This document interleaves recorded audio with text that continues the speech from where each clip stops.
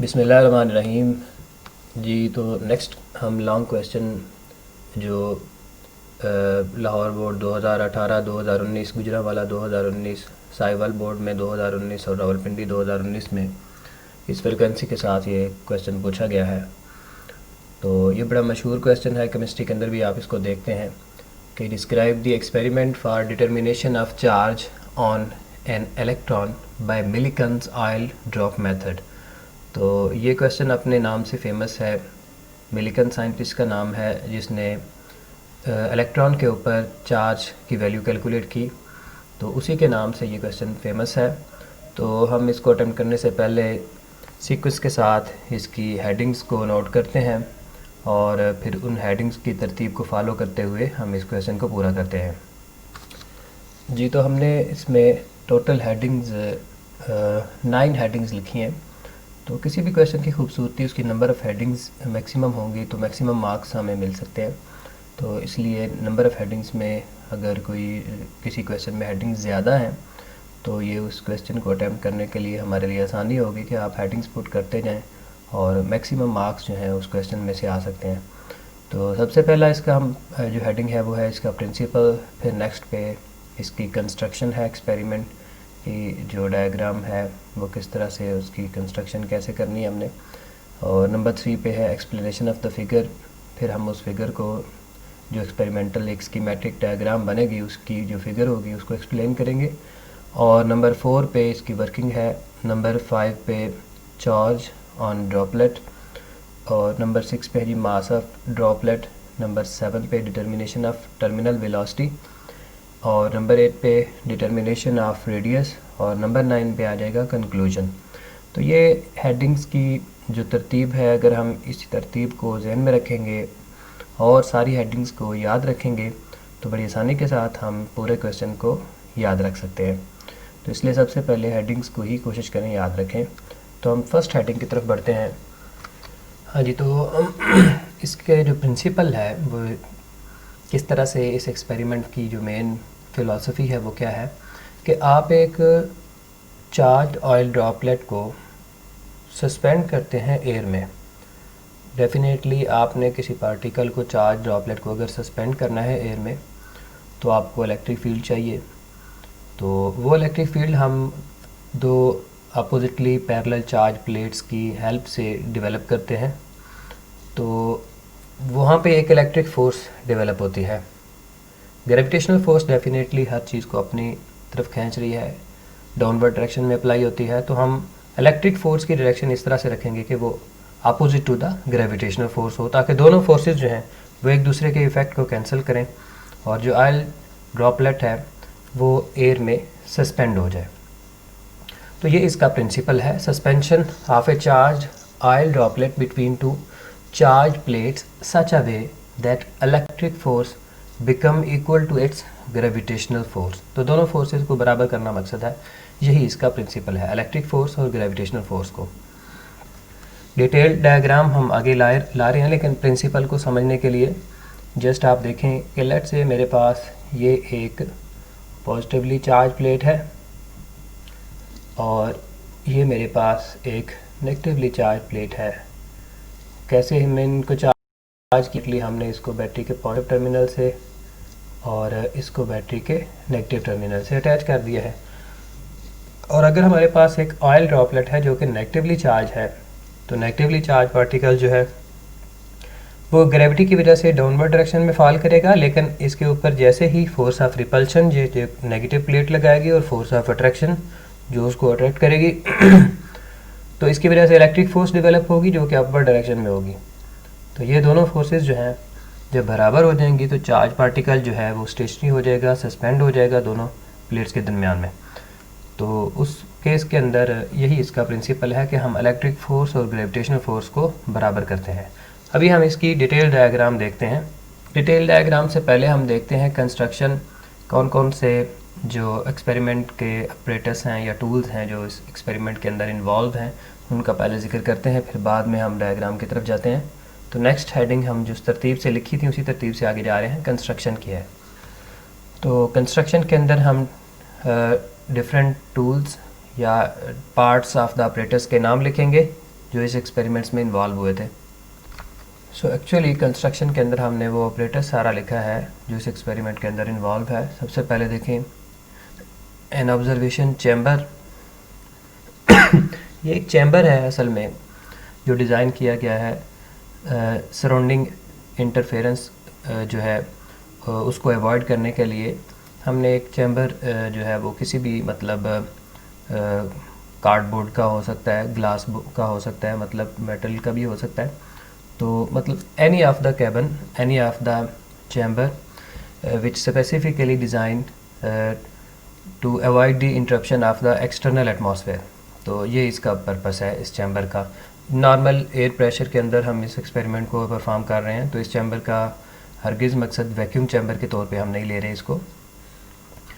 Number next है window 1 for the light arrangement definitely उस cabin के अंदर होगी तो हम ड्रॉपलेट्स को ऑब्ज़र्व कर पाएंगे, वरना तो हम उनको देख ही नहीं पाएंगे। तो इसलिए हमने एक उसके अंदर विंडो सेट करनी है चैम्बर के अंदर ताकि हम ड्रॉपलेट्स को वॉच कर सकें। और window W2 for the microscope, second window जो है उस पर आप माइक्रोस्कोप को सेट कर सकते हैं ताकि आप एक्सटर्नली जो है उन ड्रॉपलेट्स के जो पाथ हैं उनको मॉनिटर कर सकें, वॉच कर सकें, ऑब्ज़र्व कर सकें। और ज़रूरत पड़ने पे हम कोई एनी वन ऑफ द जो ड्रॉपलेट है उसके ऊपर माइक्रोस्कोप को फोकस करके सिर्फ उस एक आइसोलेटेड ड्रॉपलेट की मोशन को वॉच करेंगे। नेक्स्ट पे है 2 parallel plates P and P dash inside the chamber के अंदर मैंने पहले जैसे 2 प्लेट्स बनाई थी उस तरह से हम उनको सेट करते हैं। और फिर एन एटोमाइज़र है फॉर स्प्रिंग ऑयल ड्रॉपलेट्स, और उसके बाद है DC source to apply the electric field and microscope to observe the path of the droplets. अभी मैं फिगर बनाता हूँ तो इन पार्ट्स की डिटेल फर्दर फिर दोबारा से एक्सप्लेन हो जाएगी, आपको कोई कन्फ्यूजन नहीं रहेगी। हाँ जी, तो देखें फिगर के अंदर हमने ये एक चैम्बर लिया है, क्लोज चैम्बर। ये कार्डबोर्ड का, वुडन बॉक्स का, किसी का भी हो सकता है। और हमने इसके अंदर 2 पैरेलल प्लेट्स उसी तरतीब के साथ लगाई हुई हैं। तो ये जो प्लेट P है इसको हमने बैटरी के पॉजिटिव टर्मिनल से जोड़ा है, जिसकी वजह से इसके ऊपर पॉजिटिव चार्जेस अकोमुलेट होंगे। और इसको हमने नेगेटिव प्लेट से टर्मिनल से जोड़ा है, इसलिए इसके ऊपर नेगेटिव चार्ज आ जाएगा। और ये हमने एक विंडो रखी है W1 for the arrangement of light. बाहर कोई आपके पास लेट्स से कि लाइट का सोर्स पड़ा हुआ है तो उसको आप कन्वेक्स लेंस की हेल्प से एक पर्टिकुलर स्पॉट के ऊपर फोकस कर सकते हैं। लेट्स से कि these are the rays of the light which are emerging out of the source of the light and we are using the lens, convex lens. After passing through the lens these rays are focusing at the point of observation, और वो हमारा point of observation definitely एक oil drop है जिसको हम observe कर रहे हैं। ये हमारा ऑयल ड्रॉप था जिसको हम ऑब्ज़र्व कर रहे हैं। ये तो ये रेज़ जो है ये इस तरह से हमने ये लाइट की रेज़ को यूज़ किया है और फोकस किया है उस जगह पे जहाँ पे हम ऑयल ड्रॉप को ऑब्ज़र्व कर रहे हैं। ये हमारा ऑयल ड्रॉप है। इसको हम सेकंड विंडो, इसको आप W1 का नाम दे सकते हैं। ये विंडो जो है ये W1 कहलाएगी, ये आपकी विंडो W2 कहलाएगी। यहाँ पे आप एक माइक्रोस्कोप सेट कर सकते हैं इसको वॉच करने के लिए। ये डिफरेंट पोजीशंस के ऊपर भी हो सकती हैं जहाँ से हमें क्लियरली जो है वो ड्रॉपलेट जो है वो नज़र आए। तो ये जो फोकस है यहाँ पे माइक्रोस्कोप का यहाँ पे शो किया गया है डायग्राम में कि हम इस एक पर्टिकुलर ड्रॉपलेट को, इनमें से बहुत सारे ड्रॉपलेट, ये एक एटोमाइज़र है आपको जो नज़र आ रहा है। इस एटोमाइज़र के ज़रिए से, ये जस्ट एक स्प्रेड मशीन है। आमतौर पे आप आयरन स्टैंड के ऊपर देखते हैं स्प्रेड मशीन शावर के तौर पे यूज़ होती है, उसी तरह की एक ये स्प्रेड मशीन है। तो ऑयल जो है हमने इसके अंदर फिलअप किया हुआ है, और जब आप स्प्रे करते हैं ड्रॉपलेट्स को तो ऑयल के ड्रॉपलेट्स जब उसकी नोज़ल से बाहर आते हैं तो फ्रिक्शन की वजह से उनके ऊपर नेगेटिव चार्जेस आ जाते हैं। तो इसका मतलब ये सारे के सारे जो ड्रॉपलेट्स हैं जो आपको नज़र आ रहे हैं इनके ऊपर नेगेटिव चार्जेस मौजूद हैं। तो जैसे ही ये ग्रेविटी की वजह से फॉल करेंगे डाउनवर्ड डायरेक्शन में, और कुछ जो ड्रॉपलेट्स हैं या कुछ जो पार्टिकल्स हैं वो पॉजिटिव प्लेट के ऊपर ही डिपॉजिट हो जाएंगे। लेकिन हमने यहाँ पे ये देखें एक होल ड्रिल किया हुआ है अपर प्लेट के अंदर, ये एक होल बनाया है ताकि कुछ जो है ड्रॉपलेट वो ग्रेविटी की वजह से नीचे गिर जाएं, और उनमें से फिर किसी एक ड्रॉपलेट को हम माइक्रोस्कोप की हेल्प से ऑब्ज़र्व कर रहे हैं। तो ये सारी हमारी कंस्ट्रक्शन थी, कौन कौन से पार्ट किस मकसद के लिए इस्तेमाल हो रहे हैं यहाँ पे। तो अब हम उसकी जो ये फिगर है इसकी थोड़ी सी एक्सप्लेनेशन लिख देते हैं। माइक्रोस्कोप का भी बता दिया है कि किस मकसद के लिए इस्तेमाल होगी। हम माइक्रोस्कोप की हेल्प से ही हम किसी एक पार्टिकल को जो कि नीचे गिर रहा होगा उसकी पोजीशन को मॉनिटर करेंगे, और उसका जो डिस्टेंस है हम एक स्केल यूज़ करते हैं यहाँ पे। इसकी अरेंजमेंट के अंदर ही एक स्केल जो है वो अवेलेबल होता है। उस स्केल की हेल्प से आप जो है distance travel by the droplet उसको मेजर कर लेते हैं, और स्टॉप वॉच की हेल्प से दो पॉइंट्स के दरमियान में उसका जो स्केल के ऊपर कोई भी आप दो पॉइंट्स कंसिडर कर सकते हैं मार्किंग लगा के या विदाउट मार्किंग। तो उसकी पोजीशन को मॉनिटर करते हुए आप स्टॉप वॉच ऑन करेंगे फर्स्ट पोजीशन से, और सेकंड पोजीशन से जो है स्टॉप वॉच ऑफ करके उसका टाइम ले लेंगे। तो ये नेक्स्ट टर्मिनल वेलोसिटी के अंदर भी मैं इस कंसेप्ट को एक्सप्लेन करूँगा। तो ये सारी जो है डिफरेंट हमने ऑपरेटर्स टूल यहाँ पे डिस्कस किए हैं, तो उनकी मैंने वर्किंग थोड़ी सी बता दी है, लेकिन अभी हम डिटेल में देखते हैं इसकी एक्सप्लेनेशन ऑफ द फिगर के अंदर और इसकी वर्किंग में। सो हमने इकट्ठा कर दिया है वर्किंग और एक्सप्लेनेशन। आप दोनों तरह से इस हेडिंग को लिख सकते हैं, वर्किंग के तौर पे भी और एक्सप्लेनेशन के तौर पे भी। जो फिगर हमने बनाई है इसका जो प्रिंसिपल हम पहले ऊपर एक्सप्लेन कर चुके हैं, अब हम उसको एक पैराग्राफ की शक्ल दे रहे हैं जो हमने अभी तक बातें की हैं। तो सबसे पहला हमने काम क्या किया था कि एटोमाइज़र के ज़रिए से एक ऑयल ड्रॉपलेट्स जो है वो स्प्रे किए हैं इनसाइड द चैम्बर। तो इसको लिख लेते हैं। हाँ जी, तो वर्किंग और एक्सप्लेनेशन में मैंने वो बातें लिख दी हैं जो हमें ज़रूरी थी। So the tiny oil droplets are spread into the chamber by an atomizer. Atomizer के ज़रिए से उन्हें स्प्रे किया। The oil droplets get negatively charge due to friction. मैंने पहले एक्सप्लेन किया है कि इनके ऊपर नेगेटिव चार्ज आ जाता है फ्रिक्शन की वजह से। याद रखें, कोई भी इंसुलेटेड जो मटेरियल होता है उसे फ्रिक्शन की वजह से चार्ज किया जा सकता है। कंडक्टिंग मटेरियल जो है वो फ्रिक्शन की वजह से चार्ज नहीं हो सकते। तो इसलिए हम ये दोनों ऑयल और जो एटोमाइज़र है वो फ्रिक्शन की वजह से, इंसुलेटेड मटेरियल की वजह से, फ्रिक्शन की वजह से चार्ज हो जाएंगे। तो some of the droplets during the fall will pass through the upper plate hole. अपनी फॉल के दौरान कुछ जो ड्रॉपलेट्स हैं इस होल में से गुजरेंगे, और उस होल में से गुजरते हुए यहाँ पे आके सस्पेंड हो जाएंगे। So and will be suspended when the electric field applied across the plates P and P' and its weight will become equal. और जो ड्रॉपलेट्स होंगे वो सस्पेंड हो जाएंगे दोनों प्लेट्स के दरमियान में। कुछ ड्रॉपलेट्स जो हैं तो कब वो सस्पेंड होंगे, जब इलेक्ट्रिक फोर्स और ग्रेविटेशनल फोर्स यानी उसका वेट जो है वो बराबर आ जाएंगे। तो हम नेक्स्ट मूव करते हैं, अब कैलकुलेशन ऑफ चार्ज की तरफ आते हैं। हमने जो एक्सपेरिमेंटल अरेंजमेंट करनी थी और उसकी एक्सप्लेनेशन देनी थी वो दे चुके हैं। अब नेक्स्ट हमारी हेडिंग आती है कैलकुलेशन ऑफ चार्ज की। सो नेक्स्ट हेडिंग में है जी calculation of charge on droplet. Definitely हम ड्रॉपलेट का चार्ज निकाल रहे हैं इस एक्सपेरिमेंट से। एंड के ऊपर कंक्लूजन में हम देखेंगे कि इलेक्ट्रॉन पे चार्ज कितना है। तो ये calculation of charge on droplet ही प्रॉपर हेडिंग होगी। Calculation of charge on an electron नहीं लिखना हमने। तो उसके लिए हम थोड़ी सी असम्पशन लेते हैं। हमने देखा था कि जो नेगेटिवली चार्ज ड्रॉपलेट थे उनको ग्रेविटी जो है, फोर्स ऑफ ग्रेविटी डाउनवर्ड खींच रही थी, और इलेक्ट्रिक फोर्स जो है उनके ऊपर की तरफ लग रही थी। ये दोनों फोर्सेस हमने बोला था बराबर हो जाएंगी, तो चार्ज पार्टिकल सस्पेंड हो जाएंगे।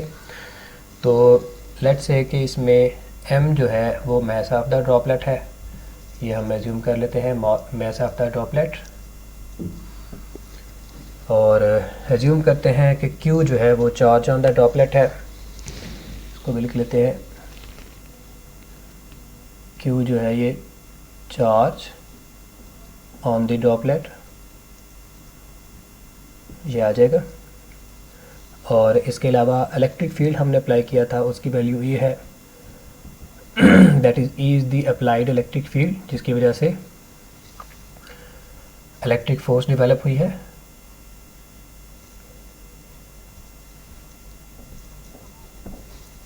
इसी तरह से V जो है वो पोटेंशियल डिफरेंस है जो हमने प्लेट्स को दिया था। V is the applied potential difference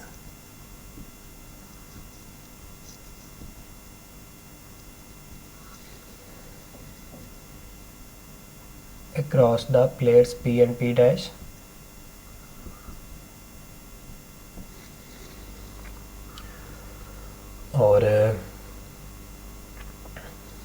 let's say कि जी जो है वो ग्रेविटेशनल एक्सेलरेशन है, इसको भी लिख लेते हैं।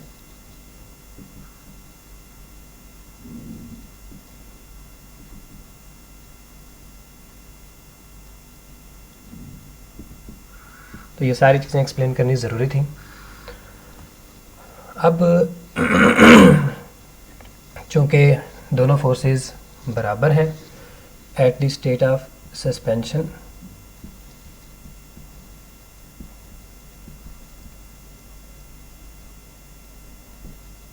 जब चार्ज पार्टिकल जो है वो सस्पेंडेड है तो उस वक्त क्या है कि दोनों फोर्सेस हम बराबर ले रहे हैं कि electric force is equal to gravitational force.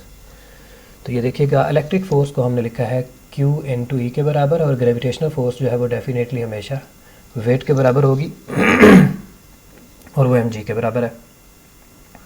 तो हम चार्ज निकालना चाहते थे, तो चार्ज बराबर आ जाएगा Q is equal to M G over E.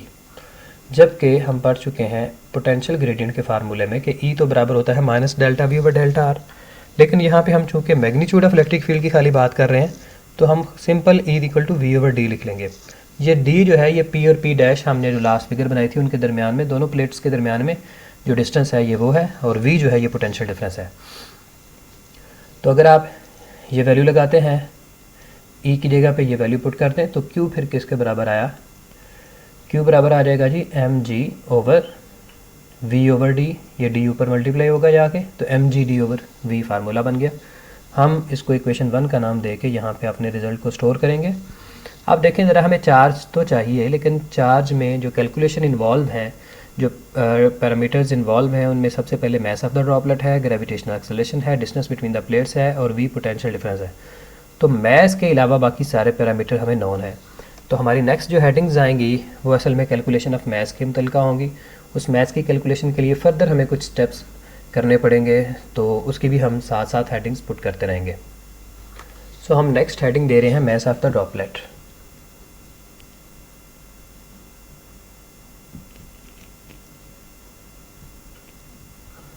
So mass of the droplet जो है उसको फाइंड करते हैं। उसके लिए हम फिर से एक एक्सपेरिमेंटल प्रोसेस के अंदर से गुजरेंगे, और वो एक्सपेरिमेंटल प्रोसेस क्या होगा कि हमने जो इलेक्ट्रिक फील्ड अप्लाई किया हुआ था उसको थोड़ी देर के लिए स्टॉप कर देंगे। जैसे ही आप इलेक्ट्रिक फील्ड स्टॉप कर देंगे तो फिर एक ही फोर्स लगेगी ड्रॉपलेट के ऊपर, और वो फोर्स ऑफ ग्रेविटी होगी। लेकिन जैसे ही ड्रॉपलेट नीचे गिरना शुरू होगा तो आपको पता है कि जब भी कोई पार्टिकल किसी फ्लूइड मीडियम में मूव करता है तो उसके ऊपर ड्रैग फोर्स भी अप्लाई होती है। तो चूँकि ये ड्रॉपलेट जो है ये एयर के अंदर मूव करेंगे, एयर के अंदर फॉल करेंगे, तो इनके ऊपर एयर की जो फोर्स ऑफ फ्रिक्शन है, जो ड्रैग फोर्स है, वो भी अप्लाई होना शुरू हो जाएगी। तो एक स्टेट आएगी कि force of friction of the drag force of the air और वेट ऑफ द जो ड्रॉपलेट है वो दोबारा फिर बराबर हो जाएंगे। लेकिन अब ये जो इक्विलिब्रियम सेट होगा ये डायनामिक इक्विलिब्रियम होगा। चार्ज पार्टिकल नीचे भी चलता जाएगा, लेकिन चूँकि यूनिफॉर्म वेलोसिटी से मूव करेगा इसलिए इसके ऊपर दोनों फोर्सेस की वैल्यू बराबर हो जाएगी। तो this state is called dynamic equilibrium. तो अब हम चार्ज पार्टिकल को पहले स्टैटिक इक्विलिब्रियम में रखा हुआ था जब हमने इसको सस्पेंड किया हुआ था। दूसरी स्टेट में जब हमने कैलकुलेशन ऑफ मास करनी है तो उस वक्त अब हम ड्रॉपलेट को डायनामिक इक्विलिब्रियम की स्टेट से गुजारेंगे। क्या मतलब है कि आपने इलेक्ट्रिक फील्ड बंद कर देना, तो चार्ज ड्रॉपलेट जो है वो फोर्स ऑफ ग्रेविटी की वजह से नीचे गिरेगा और एयर की फोर्स जो है उसके ऊपर अप्लाई होना शुरू हो जाएगी। तो एक स्टेट के ऊपर जाके दोनों फोर्सेस बराबर हो जाएंगी, उसको हम डायनामिक इक्विलिब्रियम का नाम दे रहे हैं। सो इस कंसेप्ट को भी थोड़ा सा लिख लेते हैं। सो हमने जो चीज़ें एक्सप्लेन की हैं उसको लिख दिया है। To find the mass of the droplet electric field is switched off, हमने इलेक्ट्रिक फील्ड हटा दिया। So droplet will fall under the forces of gravity and air friction, दोनों फोर्सेज इसके ऊपर अप्लाई होने शुरू हो जाएंगी। At the state of terminal velocity, जब टर्मिनल वेलोसिटी से ड्रॉपलेट गिरेगा तो उस वक्त ये दोनों फोर्सेस बराबर हो जाएंगी। कौन सी? फोर्स ऑफ एयर फ्रिक्शन और उसका वेट। तो ये दोनों फोर्सेस आपस में बराबर कर दें। सो W is its weight and FD is the drag force of the air. तो W को पुट करें, ये mg के बराबर आएगा। FD जो है वो हमें पता है कि ये 6 पाई ईटा r v के बराबर होता है। T का मतलब है टर्मिनल वेलोसिटी। हमने ये कैलकुलेशन जो की है ये इस मकसद के लिए किया है कि हम मास फाइंड कर सकें, लिहाजा हम मास की इक्वेशन सेट करते हैं। मैस यहाँ पे बराबर आ रहा है 6 pi eta R V T divided by G. अब देखें ज़रा, हम मैस को ढूंढने जा रहे थे, मैस की ये इक्वेशन हमने सेट की है, तो इसके अंदर फिर कुछ पैरामीटर अननोन है। उसमें सबसे पहले तो रेडियस ऑफ द ड्रॉपलेट है, और सेकंड जो है वो टर्मिनल वेलोसिटी है। जो ईटा है वो coefficient of viscosity of air है, वो नॉन है।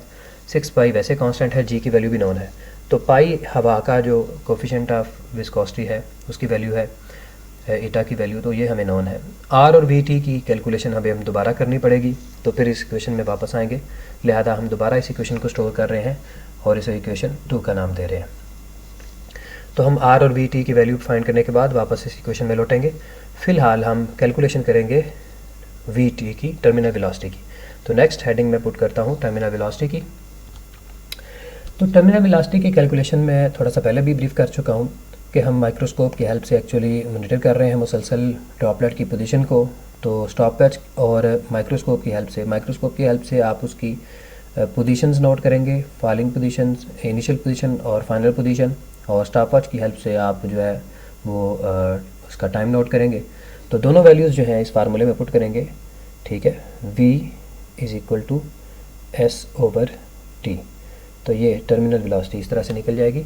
तो हम यहाँ पे लिख सकते हैं कि S and T R calculated by the stopwatch and S is observed by the microscope. So S is observed by microscope and T is measured by stopwatch. तो इस तरह से देखें इक्वेशन 2 के अंदर हमें एक पैरामीटर तो नॉन हो गया है, टर्मिनल वेलोसिटी। तो अब टर्मिनल वेलोसिटी की यहाँ से जो वैल्यू आएगी हम उसको इक्वेशन 2 में वापस पुट कर देंगे। और लेकिन अभी एक चीज़ रहती है और वो है रेडियस ऑफ द ड्रॉपलेट, लिहाजा हमें उसकी कैलकुलेशन करनी है। इसलिए हम नेक्स्ट हेडिंग दे रहे हैं डिटर्मिनेशन ऑफ द रेडियस।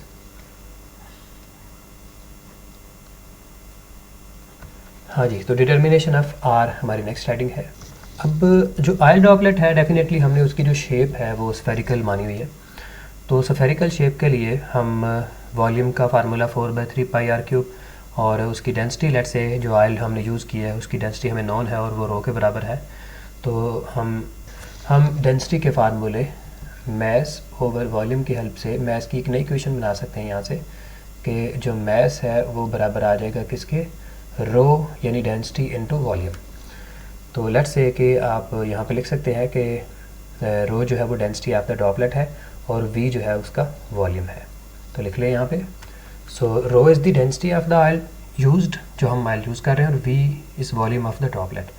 तो इस तरह से हम ये मैस की नई इक्वेशन लिख सकते हैं, M equal to rho into V. अब वॉल्यूम स्फेरिकल शेप का हमें पता है कि बराबर होता है 4/3 पाई आर क्यूब के। तो इस तरह से ये हमारे पास इक्वेशन 3 आ गई। अब ये भी एक मैथ्स की इक्वेशन है और ये भी एक मैथ्स की इक्वेशन है। इन दोनों इक्वेशन का हम कंपैरिजन करते हैं। सो कंपेयरिंग इक्वेशन 2 एंड 3। सो दोनों को हम इक्वेट कर रहे हैं, इक्वेशन 2 और 3 की वैल्यू। इक्वेशन जो 2 थी उसमें ये वैल्यू हमने पढ़ी है 6 पाई ईटा आर, इसको लिख लेते हैं 6 pi eta R V T over जी, और ये हमने वैल्यू पढ़ी है rho into 4/3 pi are cube. तो यहाँ से आप आर को आर क्यूब से कैंसिल कर सकते हैं, और बाकी जो पैरामीटर है हम उसको सेट कर रहे हैं। पाई को पाई से कैंसिल कर देते हैं, ये देखें पाई पाई से कैंसिल हो जाएगा। ये जो 3 है ये 6 से मल्टीप्लाई होगा और 4 इधर आके डिवाइड होगा। तो ज़रा देखिए हमारे पास आर स्क्वायर की जो वैल्यू बनती है वो क्या बनती है। यहाँ से सारे पैरामीटर हम लेफ़्ट साइड पे शिफ्ट कर रहे हैं, राइट साइड पे शिफ्ट कर रहे हैं। तो इसकी जो लेफ़्ट साइड है वो देखें आर स्क्वायर की इक्वल आ जाएगी। ये 3 6 से मल्टीप्लाई हो जाएगा, ये बन जाएगा 18। हमने पाई कैंसिल कर दिया था, रिमेनिंग फैक्टर ईटा आ गया। उसके बाद हमारे पास वी टी बचा हुआ है, उसको हमने लिख लिया। 3 इधर आके मल्टीप्लाई हुआ है, 4 इधर आके डिवाइड होगा, ये 4 इधर आए और रो भी इधर आके डिवाइड हो जाएगा। ये आ जाएगा 4 इंटू रो इंटू जी। ये आर स्क्वायर की वैल्यू सेट हो रही है। अब आप इजीली कैंसिल कर सकते हैं, ये 2 टू द 4 2 9 द 18 बन जाएगा। ये हमने इसकी कैंसिलेशन कर दी। तो हमारे पास जो वैल्यू आ रही है आर स्क्वायर की वो आ रही है 9 ईटा वी टी ओवर 2 रो जी। तो मैं इसको लिख लेता हूँ, ये आ जाएगा 9 ईटा वी टी ओवर 2 रो जी, ये वैल्यू हमारी आई आर स्क्वायर के बराबर। चूँकि हमें आर चाहिए तो हम दोनों साइडों पे अंडर रूट लेंगे, तो ये देखें ये अंडर रूट लिया तो हमारे पास आर की वैल्यू आ गई। अब देखें हमारे पास आर की वैल्यू आ चुकी है। इस आर की वैल्यू को हम इक्वेशन 3 में पुट करेंगे और वहाँ से हमें मैथ्स की वैल्यू मिल जाएगी। फिर हम इस मैथ्स की वैल्यू को इक्वेशन 1 में पुट करेंगे तो हमें चार्ज की वैल्यू मिल जाएगी। तो जस्ट हमने ये राइट डाउन करना है। अब ये जो हम सब्स्टिट्यूशन करने लगे हैं इसको लिख लेते हैं, तो हमारा रिजल्ट आ गया। So we are writing down that putting the value of R in equation 3, putting the value of r in equation 3, we will get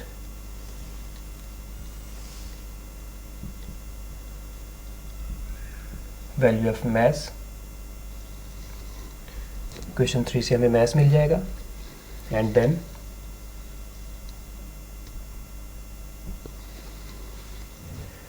using the value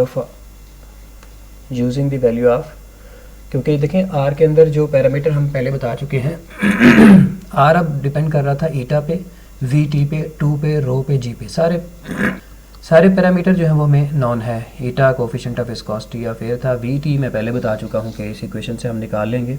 तो सारे पैरामीटर अब नॉन थे, तो लिहाजा रेडियस हमें इस इक्वेशन से पता चल जाएगा।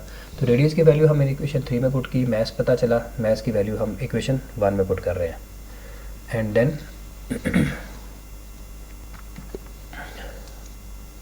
Then putting the value of m in equation 1 we will get the value of the charge. तो इस तरीके से मिलकर ने डिफरेंट ड्रॉपलेट्स के ऊपर चार्ज की वैल्यू फाइंड की और उसने देखा कि हर चार्ज ड्रॉपलेट के ऊपर जो वैल्यू आ रही है वो 1.6 इंटू 10⁻⁻19 कूलम का मल्टीपल आती है। यानी चार्ज जो है या तो इसके 2 गुना आता है या 3 गुना आता है या 4 गुना आता है या 5 गुना आता है। इससे उसको ये समझ आई कि इन सब चीज़ों में एक चीज़ कॉमन है और वो है 1.6 इंटू 10⁻⁻19 कूलम, क्योंकि इससे कम चार्ज किसी भी ड्रॉपलेट पे नहीं आ पाया। लिहाजा मिनिमम वैल्यू इतनी बनती थी और बाकी जो रिमेनिंग चार्जेस आ रहे थे वो इसी चार्ज का इंटेग्रल मल्टीपल थे। यानी charge definitely in term of electron होता है किसी भी पार्टिकल के ऊपर। तो उससे क्या पता चलता है कि जो भी ड्रॉपलेट्स थे उनके ऊपर जो चार्ज की वैल्यू थी वो नंबर ऑफ़ इलेक्ट्रॉन की शक्ल में थी। किसी के ऊपर 1 इलेक्ट्रॉन के बराबर आया, किसी के ऊपर 2 के, किसी के ऊपर 3 के। लिहाजा उन्होंने Q = NE इक्वेशन को फॉलो किया। तो हम इसको एक कंक्लूजन की फॉर्म में लिख सकते हैं। So that is the conclusion of whole of this experiment that the charge on each droplet is integral multiple of 1.6 into 10⁻⁻19 coulomb, that is Q = NE। So the minimum charge on the electron is 1.6 into 10⁻⁻19 coulomb. So that is all about the Millikan method.